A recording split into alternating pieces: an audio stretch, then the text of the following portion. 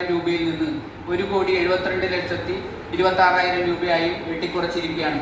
Plan ഫണ്ടിന് പകരം ഉപയോഗിക്കാവുന്ന ധനകാര്യ കമ്മീഷൻ അടിസ്ഥാന ഗ്രാന്റ് വിഹിതം പുതിയ ബഡ്ജറ്റ് പ്രകാരം വർദ്ധിപ്പിച്ചിട്ടുണ്ടെങ്കിലും പ്രസ്തുത ഫണ്ട് ചെലവഴിക്കുന്നത് സംബന്ധിച്ച മാർഗനിർദ്ദേശങ്ങൾ ലഭ്യമാക്കാത്തത് കാരണം ഫലത്തിൽ കടുത്ത പ്രതിസന്ധിയിലായിരിക്കുകയാണ്.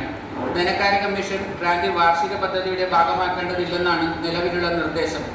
16ാം ധനകാര്യ കമ്മീഷൻ ഗ്രാന്റ് വിനിയോഗിക്കുന്നതിനുള്ള പ്രൊജക്റ്റുകൾ പ്ലാൻ ഫണ്ടിന്റെ ഭാഗമായ പൊതുവിഭാഗം സാധാരണ വിഹിതം, പട്ടികജാതി ഉപപദ്ധതി വിഹിതം, പട്ടികവർഗ ഉപപദ്ധതി വിഹിതം എന്നിവയുടെ കാര്യത്തിലും മെയിൻ്റെനൻസ് ഫണ്ടിന്റെ കാര്യത്തിലും 2026-27 പുതുക്കിയ ബഡ്ജറ്റ് വിഹിതത്തിന് അനുസൃതമായി വാർഷിക പദ്ധതി ക്രമപ്പെടുത്തേണ്ടതാണ് എന്നും പൊതുവിഭാഗം സാധാരണ വിഹിതം, പട്ടികജാതി പട്ടികവർഗ ഉപപദ്ധതി വിഹിതം എന്നിവയിൽ കുറവ് വന്ന തദ്ദേശ ഭരണ സ്ഥാപനങ്ങൾക്ക് പട്ടികവർഗ ഉപപദ്ധതി വിഹിതം എന്നിവയിൽ കുറവ് വന്ന തദ്ദേശ സ്ഥാപനങ്ങൾക്ക് കുറവ് വന്ന തുകയ്ക്കുള്ള പ്രൊജക്റ്റുകൾ തനത് ഫണ്ട് വകയിരുത്തി നിലനിർത്താവുന്നതാണ് എന്നും അപ്രകാരം കഴിയില്ലെങ്കിൽ കുറവ് വന്ന തുകയ്ക്ക് അനുസൃതമായ പ്രൊജക്റ്റുകൾ തൽക്കാലം വാർഷിക പദ്ധതിയിൽ നിന്ന് ഒഴിവാക്കേണ്ടതാണെന്നും ഉത്തരവിൽ നിർദ്ദേശിച്ചിരിക്കുന്നു.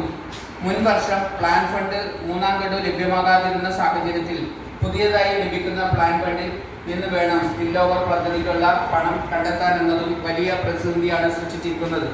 നഗരസഭയുടെ വാർഷിക പദ്ധതിയിൽ ജനങ്ങളുടെ അടിസ്ഥാന ആവശ്യങ്ങളുമായി ബന്ധപ്പെട്ട സേവന മേഖലകളിൽ നിരവധി ക്ഷേമ പ്രവർത്തനങ്ങളാണ് പ്ലാൻ ഫണ്ട് വിഹിതം ഉപയോഗിച്ച് ആവിഷ്കരിക്കുന്നത്. പാർക്കിട നിർമ്മാണവും വ്യക്തിഗത ഗുണഭോക്താക്കൾക്കുള്ള ആനുകൂല്യങ്ങളും വനിതാ ശിശു വയോജന മേഖലയിൽ നടപ്പാക്കുന്ന പദ്ധതികളും ഭിന്നശേഷിക്കാർക്കുള്ള സ്കോളർഷിപ്പ് വിതരണവും പാലിയേറ്റീവ് കെയർ പദ്ധതിയും വയോമിത്രം പദ്ധതിയും എല്ലാം അതിൽ ഉൾപ്പെടുന്നു. ഫലത്തിൽ പാർലമെന്റ് അംഗീകരിച്ച പദ്ധതി നിർദ്ദേശങ്ങളുടെ അടിസ്ഥാനത്തിൽ ബഡ്ജറ്റ് വിഹിതം പ്രതീക്ഷിച്ച് പ്ലാൻ ഫണ്ട് വകയിരുത്തി ആവിഷ്കരിച്ച പുതിയ പദ്ധതികൾ വെട്ടിക്കുറച്ച പ്ലാൻ ഫണ്ട് വിഹിതം പുനഃസ്ഥാപിച്ച് നൽകണമെന്ന് ആവശ്യപ്പെട്ടുകൊണ്ട് നഗരസഭാ വൈസ് ചെയർപേഴ്സൺ പി ശ്യാമള ഇവിടെ അവതരിപ്പിച്ചിട്ടുള്ള പ്രമേയത്തെ ഞാൻ പിന്താങ്ങുകയാണ്. ഇവിടെ പ്രമേയത്തിൽ സൂചിപ്പിച്ചതുപോലെ നമുക്ക് 2026 12 മാസം കേരളത്തിലെ 450 കോടിയായി കുറച്ചു. ഇവിടെ പ്രമേയത്തിൽ പറഞ്ഞതുപോലെ നമുക്ക് ആ സന്ദർഭത്തിൽ അനുവദിച്ചത് 9,78,92,000 രൂപയാണ്. പുതുക്കിയ ബജറ്റിൽ വന്നത് വരുന്ന സമയത്ത് ഇത്തരത്തിലുള്ള വികസന ഫണ്ട് കൊണ്ടുവന്നിട്ടുണ്ട്. പക്ഷെ ഒരുപാട് ഈ അവസാനം നമുക്ക് 3ാമത്തെ ഗഡു ലഭിക്കാതെയാണ് LDF സർക്കാർ മടങ്ങിപ്പോയത്. 2,150 കോടി രൂപയാണ് തരാതെ ബാക്കി വെച്ചിട്ടാണ് മടങ്ങിപ്പോയത്. ഒരുപാട് വികസന പ്രവർത്തനങ്ങൾ ഇതോടെ മടങ്ങിപ്പോയിട്ടുണ്ട്. നമുക്ക് ഒരുപാട് വികസന ഫണ്ട് ഉപയോഗിച്ചുകൊണ്ട് ജനറൽ പർപ്പസ് പദ്ധതികൾ ആസൂത്രണം ചെയ്ത് ഫണ്ട് ചെയ്തുവെങ്കിലും ഈ ഒരു ഫണ്ട് കിട്ടാത്തത് കൊണ്ട് പല പദ്ധതികളും പാതി വഴിയിൽ ഉപേക്ഷിച്ചു പോയിട്ടുണ്ട്. നമ്മുടെ നഗരസഭയുടെ കാര്യം തന്നെ പറയുകയാണെങ്കിൽ കഴിഞ്ഞ പ്രാവശ്യം 7,50,38,000 രൂപയാണ് പ്ലാൻ ഫണ്ട് കിട്ടിയത് വെച്ചത്. അതിൽ 4,47,94,000 രൂപയാണ് നമുക്ക് ലഭിച്ചത്.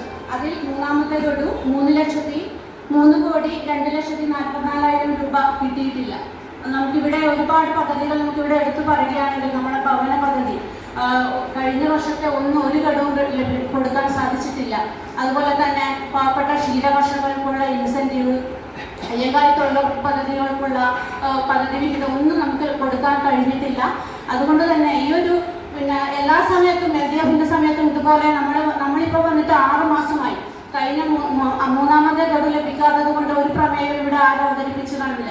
തികച്ചും UDF ഗവൺമെന്റിനെ കരിവാരിത്തേക്കാനുള്ള ഒരു പ്രമേയമായിട്ടാണ് നമുക്കിത് കാണാൻ കഴിയുന്നത്. ഇതിനോട് എന്തായാലും യോജിക്കാൻ കഴിയും.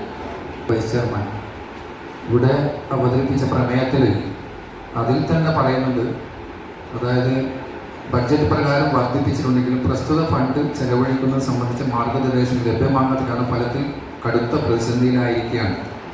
ഇത് എന്നെ സംബന്ധിച്ച് ഗ്രാന്റ് വാർഷികമാക്കിയാണ് നിലവിലെ നിർദ്ദേശം. ഇതിന് വേറെയും ഇതിൻ്റെ നിർദ്ദേശം വന്നിട്ടില്ല എന്ന് പറയുന്നു. പിന്നെ അതോടൊപ്പം തന്നെ ഇതിൽ തന്നെ പറയുന്നുണ്ട് മുൻ വർഷം പ്ലാൻ ഫണ്ട് മൂന്നാം ഗഡു ലഭ്യമാക്കാതിരുന്ന സാഹചര്യത്തിൽ പുതുതായി ലഭിക്കുന്ന പ്ലാൻ ഫണ്ടിൽ നിന്നും വേണം സ്പിൽ ഓവർ പദ്ധതിക്കുള്ള പണം കണ്ടെത്താൻ എന്നതും വലിയ പ്രതിസന്ധിയാണ്. കഴിഞ്ഞ വർഷം 3 കോടി അനുവദിച്ചിട്ടില്ല എന്നുള്ളത് ഇതിനെക്കുറിച്ചൊരു പ്രമേയം നേരത്തെ ഇവിടെ ഈ കൗൺസിൽ ഇതുമായി കണ്ടതായി നമ്മൾ കണ്ടിട്ടില്ല. കാരണം വെച്ചാൽ അതും ഇതേമാതിരി ഗവൺമെന്റ് ആദ്യം തന്നെ ഈ ഗവൺമെന്റ് അധികാരം ഏറ്റെടുത്ത ഉടനെ തന്നെ 2 മാസത്തിനവധി തന്നെ ഇവിടെ ധവള മാത്രം ഇറക്കിയിട്ടുണ്ട്. ഇതിന്റെ സാമ്പത്തിക സ്ഥിതി ഗവൺമെന്റ് സാമ്പത്തിക സ്ഥിതി ഇതാണ്. മുമ്പ് ഇങ്ങനെ പെരുപ്പിച്ച് കാട്ടിയിട്ട് അവസാനം കൊടുക്കുന്നതിനേക്കാളും കൊടുക്കാൻ കഴിയുന്നത് മാത്രമേ പറയാനുള്ളൂ. പിന്നെ അതുപോലെ ഇത് സംബന്ധിച്ചിട്ട് എല്ലാ കാര്യങ്ങളും വളരെ സുതാര്യതയോടുകൂടി ബഹുമാനപ്പെട്ട മുഖ്യമന്ത്രി വളരെ വ്യക്തമായി പറഞ്ഞിട്ടുണ്ട്. ഓരോന്നിന്റെയും ഉദാഹരണം പറഞ്ഞാൽ ഇപ്പം കിഫ്ബി ഉദാഹരണത്തിന് എടുത്ത് പറയാന്ന് വെച്ച് കഴിഞ്ഞാൽ ഒരുപാട് നമ്മൾ കിഫ്ബി തുടങ്ങുമ്പോൾ നമ്മുടെ ആദ്യത്തെ സംഭവം എന്ന് വെച്ചാൽ കിഫ്ബി കൊണ്ട് നമ്മുടെ എല്ലാ മേഖലയിലും വളർച്ചയുണ്ടാവും. പക്ഷെ ഒരുപാട് ബാധ്യതയാക്കിയിട്ടാണ് കിഫ്ബി പോയത്. അപ്പൊ മൊത്തം സാമ്പത്തിക സ്ഥിതി നമ്മുടെ ഗവൺമെന്റിന്റെ വളരെ മോശമായ ഒരു അവസ്ഥയിലാണ്. ഈ ഗവൺമെന്റ് വന്നിട്ട് അത് പുനഃപരിശോധിക്കാനും അതിന് കരകയറ്റാനുള്ള ഒരു സംവിധാനം ബഹുമാനപ്പെട്ട VD സതീശൻ നേതൃത്വത്തിൽ അദ്ദേഹം ധനകാര്യമന്ത്രി കൂടിയാണ്. അതിന്റെ അടിസ്ഥാനത്തിൽ എല്ലാ കാര്യങ്ങളും പഠിച്ചിട്ട് മാത്രമേ ചെയ്യൂ. അതായത് 20,500 കോടിയാണ് കുറവുണ്ടെങ്കിലും ശരിക്കും 5,000 കോടിയുടെ കുറവ് മാത്രമേ ഉള്ളൂ. അതിവിടെ ഈ ഒരു പ്രമേയം കൊണ്ട് മാത്രം അവതരിപ്പിച്ചതുകൊണ്ട് കാര്യമില്ല. മുൻകാലങ്ങളിൽ എല്ലാ കാര്യങ്ങളും പഠിക്കണം എന്നാണ് നമുക്ക് പറയാനുള്ളത്. അതുകൊണ്ട് തന്നെ ഈ പ്രമേയത്തെ പൂർണ്ണമായും UDF എതിർക്കുന്നു. ചോദിക്കുന്നതാണ്. നമുക്കറിയാലോ, അധികാരം ജനങ്ങളിലേക്ക് എത്തിക്കുക എന്നുള്ളതാണ് തദ്ദേശ സ്വയംഭരണ സ്ഥാപനങ്ങളുടെ ഫണ്ട് വിഹിതം വർദ്ധിപ്പിക്കുന്നതിൽ സർക്കാർ കാണുന്ന ലക്ഷ്യം. അത് നേരത്തെ ബജറ്റ് പ്രസംഗത്തിലൊക്കെ ഗാന്ധിജിയൊക്കെ കോട്ട് ചെയ്ത പ്രതിപക്ഷത്തിൻ്റെ ആളുകൾ അത് ഓർമ്മിക്കണം. ഗാന്ധിജി എന്താണ് പറഞ്ഞത്, ഇപ്പോഴെന്താണ് ചെയ്തു പോകുന്നത്. നമ്മുടെ സംസ്ഥാന ധനകാര്യ കമ്മീഷൻ്റെ ഒരു നിർദ്ദേശം ഓരോ വർഷവും 0.5%, 0.5% കിട്ടുന്ന ഘട്ടം തന്നെ ഏത് ഘട്ടത്തിലാണ് ഗ്രാന്റ് കിട്ടുക എന്ന് നമുക്ക് പറയാൻ പറ്റുന്നില്ല. നമ്മുടെ മുമ്പിലേക്ക് കുറച്ച് മാസം മാത്രമേ ബാക്കിയുള്ളൂ. ഇപ്പോഴും എങ്ങനെ ഗ്രാന്റ് പിൻവലിക്കണമെന്ന് സംബന്ധിച്ച് ഒരു ഉത്തരവ് വന്നിട്ടില്ല. അത് വന്ന് അതിൻ്റെ ഗഡു കിട്ടുമ്പോഴേക്കും നമ്മുടെ സാമ്പത്തിക വർഷം അവസാനിക്കും. അതോടുകൂടി നമ്മൾ ഇത്തവണ പ്ലാൻ ചെയ്തിട്ടുള്ള വിഹിതമായ വികസന പ്രവർത്തനങ്ങളുണ്ട്. ആ പ്രവർത്തനങ്ങൾക്കൊന്നും പണം കൊടുക്കാൻ സാധിക്കാത്ത നിലവിലും നിലയുണ്ടാകും. ഇതിൻ്റെ ഗൗരവം മനസ്സിലാക്കി ഇത് സംസ്ഥാനത്താകെ മുഴുവൻ നഗരസഭകൾ ഏറ്റവും കൂടുതൽ ബാധിക്കുന്ന നഗരസഭകളാകുമ്പോൾ നഗരസഭയിൽ പ്രത്യേക വിഷയത്തിലേക്ക് തദ്ദേശ സ്ഥാപന നിലയിലേക്ക് പഞ്ചായത്തുകൾ കുറവുണ്ടെങ്കിലും പഞ്ചായത്തിൻ്റെ കുറവെന്ന് പറഞ്ഞാൽ താരതമ്യേന നഗരസഭയെ അപേക്ഷിച്ചുകൊണ്ട് ചെറിയ കുറവ് മാത്രമാണ്. നമുക്കാണ് കൂടുതൽ കുറവുണ്ടായിക്കൊണ്ടിരിക്കുന്നത്. അപ്പോൾ ഇവിടെ കാര്യങ്ങളെല്ലാം കൗൺസിലർമാർ വിശദീകരിച്ചിട്ടുണ്ട്. ഇത് നഗരസഭയുടെ നമ്മളെല്ലാം ഇത് കഴിഞ്ഞ് ഈ കൗൺസിലറുടെ കഴിയും. ഇത് കഴിഞ്ഞ് നമ്മൾ പദ്ധതി തടസ്സത്തിലേക്ക് പോകുമ്പോൾ എൻ്റെ വാർഡിലെ റോഡ് എന്തായി എന്നൊരു ചോദ്യം വന്നാൽ നമുക്ക് ഇന്നത്തെ നിലയിൽ ഒരു റോഡ് നിർമ്മിക്കാൻ സാധിക്കാത്ത നിലയാണ്. നമുക്ക് നിർബന്ധമായും ചെയ്യേണ്ട ചില കാര്യങ്ങളുണ്ട് നഗരസഭയെ സംബന്ധിച്ച്. അത് വനിതാ ശിശു ക്ഷേമവുമായി ബന്ധപ്പെട്ട കാര്യങ്ങളാണ്. അതോടൊപ്പം തന്നെ ആശുപത്രിയുമായി ബന്ധപ്പെട്ട കാര്യങ്ങൾ. അങ്ങനെ നമ്മൾ നിർബന്ധപൂർവ്വം മാറ്റിവെക്കേണ്ട ഫണ്ട് മാറ്റിവെച്ച് കഴിഞ്ഞാൽ നമുക്ക് പശ്ചാത്തല മേഖലയിൽ മാറ്റിവെക്കാൻ ഫണ്ടില്ല എന്നുള്ളത് യാഥാർത്ഥ്യമാണ്.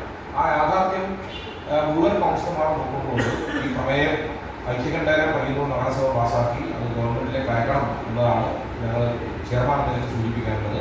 ആ നിലയിൽ പാസ്സാക്കണമെന്ന് അഭ്യർത്ഥിച്ചുകൊണ്ട് ഈ പ്രമേയത്തിന്റെ ചർച്ച നമ്മൾ അവസാനിച്ചു. അല്ലെങ്കിൽ ബഹുമാനപ്പെട്ട കൗൺസിലർ ചെയറിനെ ബഹുമാനിക്കണം. ചെയർമെന്ന് പറയുമ്പോൾ അവിടെ സംസാരിക്കുന്നത് ശരിയല്ല. ആ പറയുന്ന അഭിപ്രായം പറയാൻ ആദ്യം സമയം തന്നിട്ടുണ്ട്, ആവശ്യമായ സമയം തന്നിട്ടുണ്ട്. വെറുതെ എന്തെങ്കിലും ന്യായം പറഞ്ഞ് പോകാൻ നഗരസഭ കൗൺസിൽ പറ്റില്ല. നഗരസഭക്ക് പയ്യന്നൂർ നഗരസഭക്ക് 2026-27 ഭാഗമായിട്ട് ഒരു ഗഡുവും കിട്ടിയിട്ടില്ല. നിങ്ങൾ വേണമെങ്കിൽ പ്രമേയത്തെ അംഗീകരിച്ചാൽ മതി. പ്രമേയം ഏതായാലും കൗൺസിൽ പാസ്സാക്കുകയാണ്. ആ പ്രമേയത്തിൽ വോട്ടിടണോ?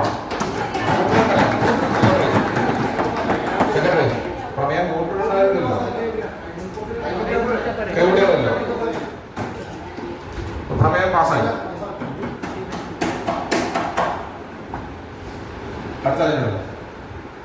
മുൻകൂർ അനുമതി ലഭ്യമാക്കി റിഫർ ചെയ്തിട്ടുണ്ട്. മുൻകൂർ അനുമതി സാധിക്കുന്നു. 27 ഗാന്ധി പാർക്കിലെ കേരള ലളിതകലാ അക്കാദമി പയ്യന്നൂർ ആർട്ട് ഗാലറിയിലെ വൈദ്യുതി മീറ്റർ പുനഃസ്ഥാപിക്കുന്ന പ്രവൃത്തി ഗവർണറുടെ ചെയർപേഴ്സണിന് മുൻകൂർ അനുമതി ലഭ്യമാക്കി ഓർസിയുടെ നേതൃത്വത്തിൽ 33,600 രൂപ മുതൽ മുടക്കി പൂർത്തീകരിച്ചിട്ടുണ്ട്. അതിന്റെ മുൻകൂർ അനുമതി സാധൂകരിക്കുന്നതാണ്. 28